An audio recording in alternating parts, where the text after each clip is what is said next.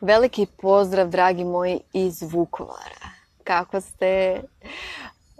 Malo prije, danas, jel tako, malo prije sam snimila video na Instagramu i pričali smo o puno tema. Jako puno tema smo prošli u taj video i taj video će biti dostupan iduća 24 sata i slobodno ga možete pogledati ukoliko želite.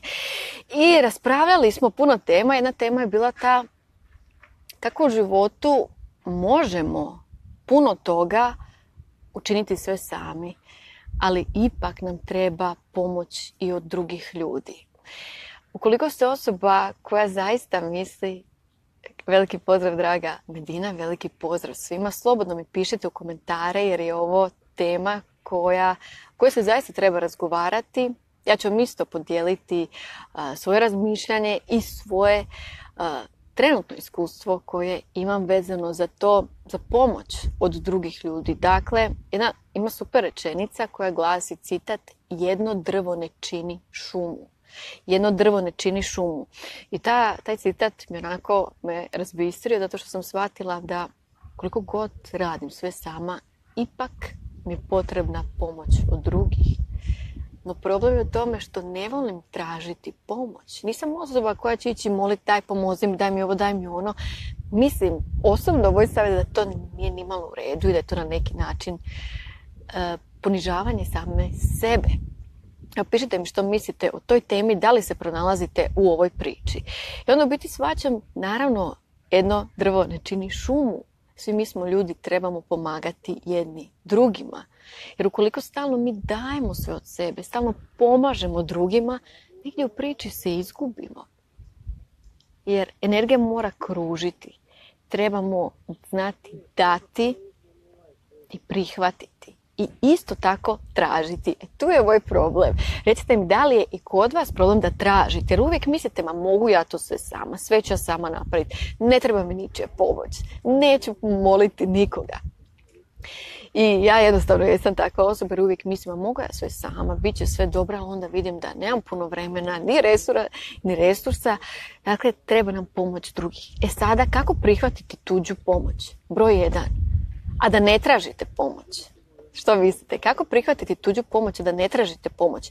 Da li ste, pišite mi koliko ljudi u vašem životu koje poznajete su došli do vas i rekli ja ti želim pomoći od srca. Želim ti pomoći. Ne tražim ništa zauzvrat. Samo ti želim pomoći. Koliko vam se to puta dogodilo da je neko bio toliko dreživ da mi je htio samo pomoći, a da nije gledao svoje potrebe, da izvrši svoje potrebe, odnosno da ispuni svoje potrebe kroz vas tako što vam pomaže. Vidite, u tome je stvar. Ne prihvaćam pomoć i ne tražim pomoć zato što smatram da mogu sve sama i vidim da i vi, kaže da i vi imate taj problem, da možete sve sami.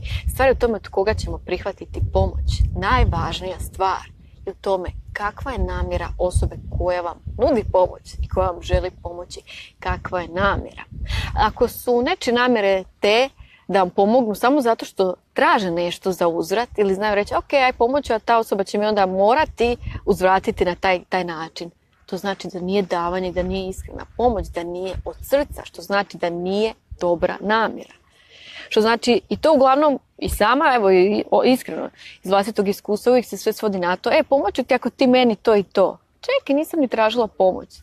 Vidite, nemojte nuditi drugima pomoć ukoliko ćete tražiti nešto za uzvrat.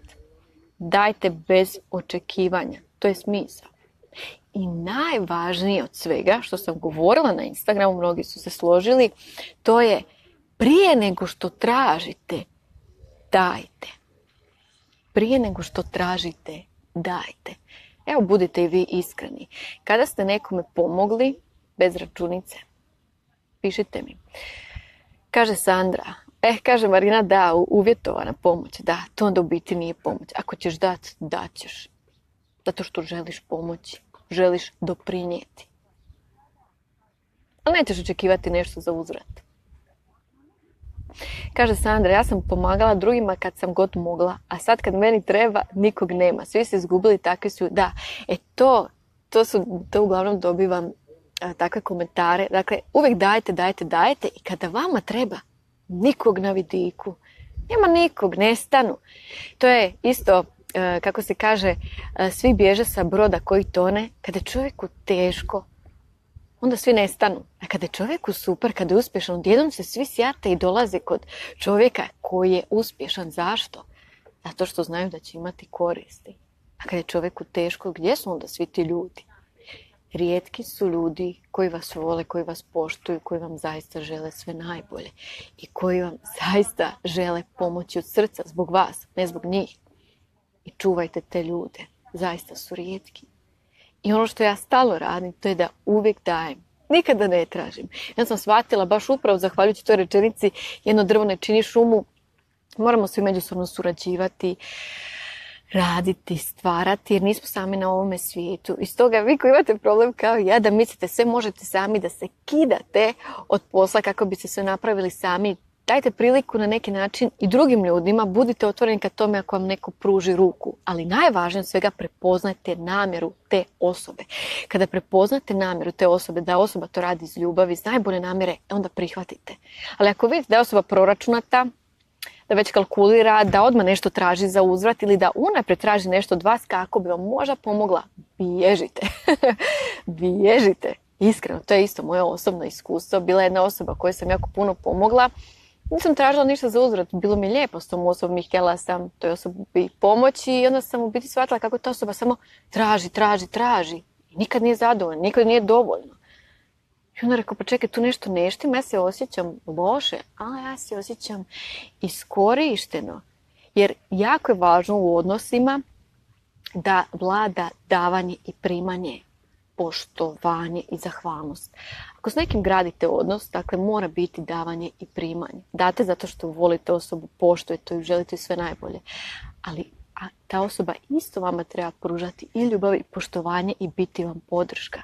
Tu nastaju konflikti u odnosima kada je jednostrani odnos, kada samo jedna osoba daje, a druga samo uzima i ne uzvraća.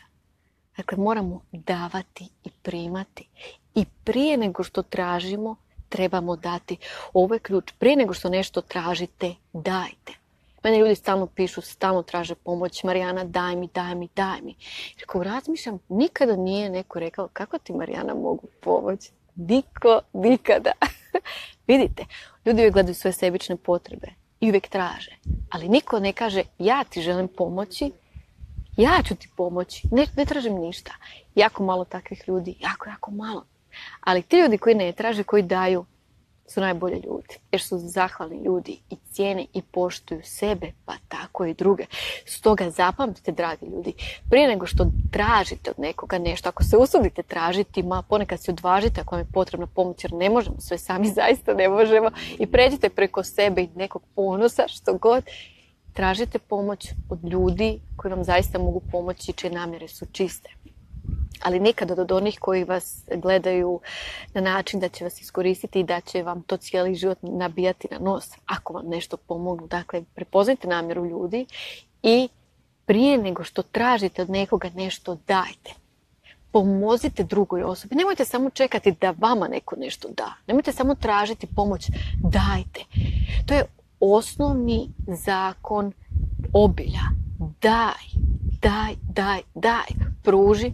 Želiš li više ljubavi? Daj ljubav. Želiš li više radosti? Budi razlog nečije radosti. Želiš više smijeha u životu? Budi razlog nečijeg smijeha. Izazovi smijeh nekome, radost, osmijeh, veselje. Daj ono što ti svijet uskraćuje. To dajte. Neko će reći, ali kako da ja dam ljubavi kada nemam ljubavi? Imate, vi ste čista ljubav. Imate ljubavi zato što vi jeste ljubav. Samo trebate otpustiti to nesebično i davati. I vam zaista kažem, prije nego što tražite, dajte. Vidite kako vi možete koristiti društvu. Nije samo da tražite od drugih, da uzimate od drugih, već kako ja mogu doprinijeti ovom društvu, što ja mogu učiniti. Kako ja mogu poboljšati ljudske živote, kako mogu pobuditi u njima ono najbolje. Davat ću im određenu vrijednost na svoj način, dijelit ću svoje talente sa svijetom. Ako mi zaista treba nečija pomoć, prvo ću gledati kako da osobi ja pomognem, kako da ja nekome pomognem i onda ću zamoliti. Ali neću se ljuditi ako osoba odbije, što je sasvim u redu jer naše vrijeme je ograničeno, svi imamo puno obaveza, puno radimo. Stoga Zapamtite zaista za sva vremena, prije nego što tražite, dajte, a kada tražite, budite svjesni namjere ljudi, kakve su im namjere. Pozdrav Ivane. Možeš da šta hoćeš, ljudi to ne cijene zato što su ljudi pokvareni, to ne cijene. Huso, ima zaista dobrih ljudi, tako da nemoj toliko generalizirati, ima zaista dobrih ljudi, malo jesu rijeđi i teško ih je pronaći, moram priznati, ali ima ljudi, treba ih prepoznati. Prvenstveno mi trebamo biti takvi ljudi, mi trebamo biti primjer drugima i biti takvi ljudi da bismo pronašli takve ljude. Ali kažem, u današnjem svijetu ja razumijem ljude koji su dosta sebični, egocentrični, zato što se svi bore za opstanak. Ali u svo toj silnoj borbi zaborave živjeti, zaborave na ljudske vrijednosti. Budi čovjek, brate, mili, budi čovjek. Pomozi i dobit ćeš pomoć. Dakle, prvo daj da bi dobio. Daj da bi dobio. Nemoj tražiti. Ponudi vrijednost.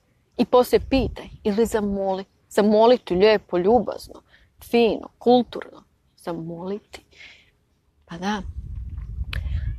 Samo malo.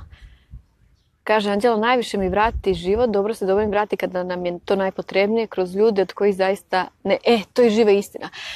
Osobno ja tome svjedočim. Dakle, kada očekujete od nekih ljudi kojima ste puno pomogli, u biti uvijek postoje ta određena očekivanja, uvijek imamo ta određena očekivanja, onda znamo koliko smo nekome pomogli i dali sve, onda pomislimo, pa da, ta osoba će vjerojatno imati dušu i mislit će na nas i na dobro koje smo učinili, onda će nam pomoći i onda ne pomogne. U životu su mi baš to, kao što je rekla Anđela, najviše su mi pomogli ljudi od kojih nikada nisam očekivala, koji mi ne bi pali na pamet. I onda ostanem bez teksta, kako ima divnih ljudi, a oni kojima ste pomogli. Vidite, ljudi, budite i vi toga svjesni. Dakle, zaboravljate na sve ono što vam neko učini, a zapamtite ako vam nešto loše učini. Dakle, ako vam neko učini 100 divnih stvari i učini jednu lošu, prvenstveno ako vam ne može u određenom trenutku pomoći, vi ćete pamtiti to što vam je pomoglo. Tako ljudski je programiran, pamti više ono loše nego ono što je dobro. Kogod da vam je pomogao na bilo koji način, budite zahvalni.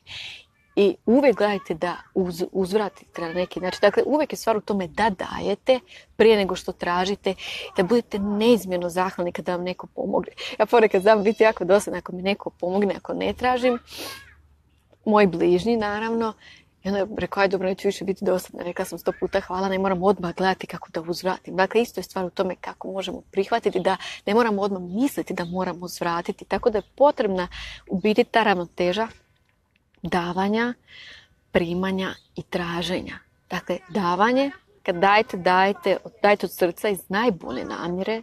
Kad primate, budite zahvalni.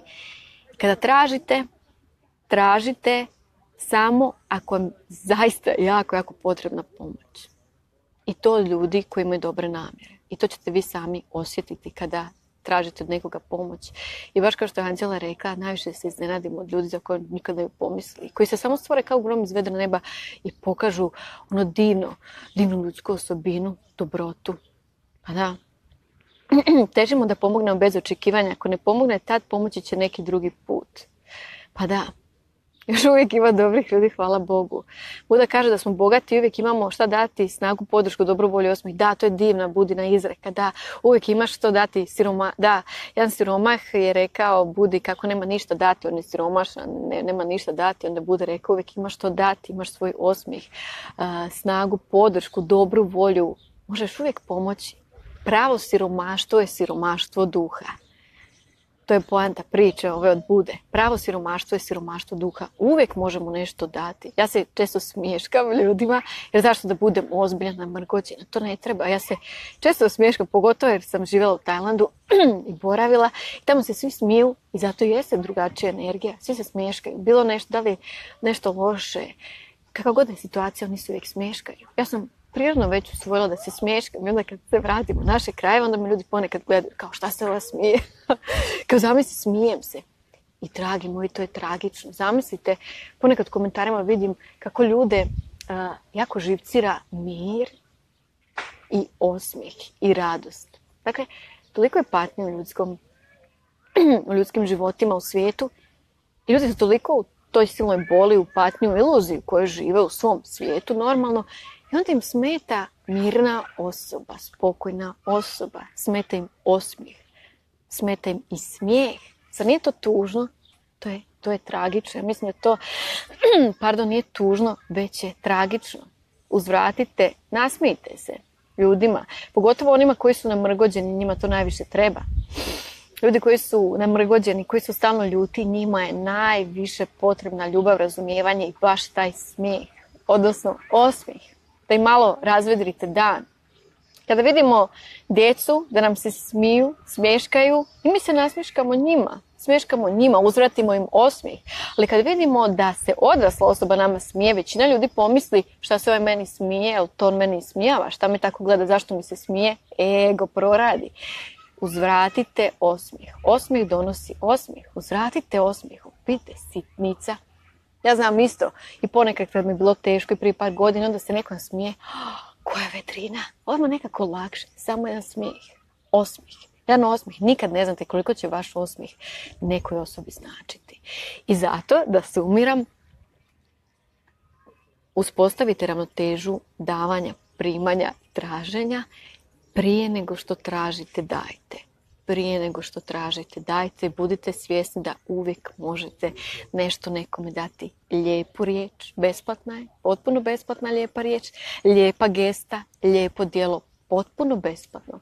Samo malo vaše dobre volje, energije, malo vremena i osmijeh. Dajte ljudima osmijeh, razvedrite im dan. Tako da, što manje te tuge, boli, čemera, patnje. Dakle, zapamtite isto jednu stvar. Bol se dogodi, ali patnja je izbor. Bol se događa, ali patnja je izbor. Kada se udarimo, udarit ćemo se, zabolit će nas. Ako se udarimo u nogu, zabolit će nas noga. Ali ako stalno razmišljamo o tome kako smo se udarili, zašto smo se udarili, kritiziramo sebe, osuđujemo sebe, vraćamo se u prošlost i analiziramo kada smo se ponekad zalupili, bili grubi prema sebi, to je onda patnja. Dakle, razmišljanje vam prouzrokuje patnju. Bol se događa, patnja je baš svjesni izbor, nažalost nesvjesni kod većine ljudi. Stoga budite svjesni sebe, uspostavite ravnotežu davanja, primanja, traženja i uvijek dajte nešto. Prije nego što tražite, dajte. Isto tako, ako želite, podijelite ovaj video, uljepšajte nekome dan. A mi se, dragi moji divni ljudi, dobrih namjera, vedrine, vedrog duha, više smješkajte. Pa da. I to nije neozbiljno, to je nužno u ovom svijetu koji je ponekad jako, jako siv i crnan. Smijeh, osmijeh na lice i kad vam je najteže, osmijeh na lice. Želim vam mir i svako dobro i vidimo se u idućem videu. Veliki pozdrav, hvala vam.